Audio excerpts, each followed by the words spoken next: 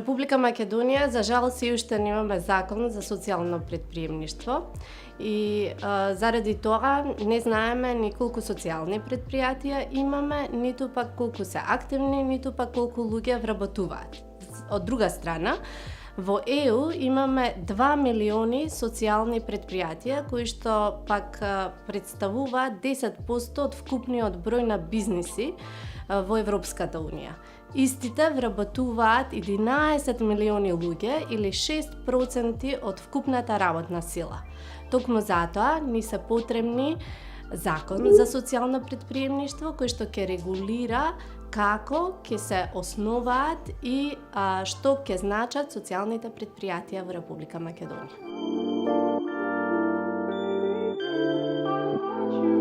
Социјалното предприемништво е економска активност која што можат да ја вршат и невладините организации. Зошто ни е потребно? Заради тоа што на тој начин потпомагаме да се зголеми социјалната вклученост на најранливите групи на луѓе. Во исто време им овозможуваме на невладините организации преку економската активност да стваруваат профит, а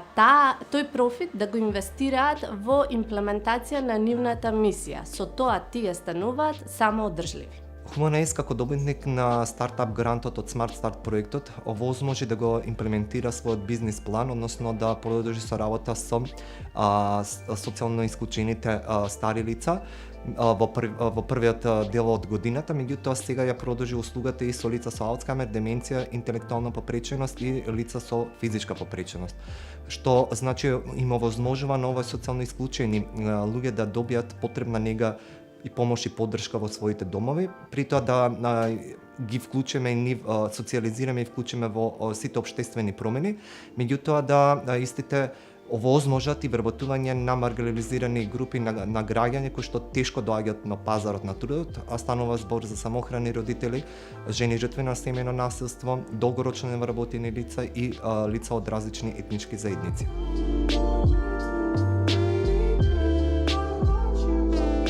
Она што особено го прави атрактивно социјалното предприемништво во однос на сите останати економски активности е тоа што истото овозможува да поткрене општествени промени во земјата, со тоа што решава и определени општествени проблеми, како на пример загадувањето, вклучувањето на пазарот на труд на ранливи категории луѓе, кои што се целосно исклучени во нашето општество, како што се екстремно сиромашните, маргинализирани групи на жени, деца и лица со посебни потреби. Хуманејс беше насочена кон решавање на првиот проблем, односно обезбедување на нега на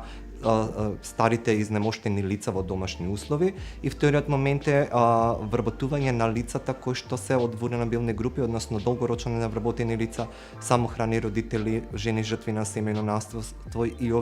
лица кои што се од различни етнички групи кои што не беа вклучени во општеството.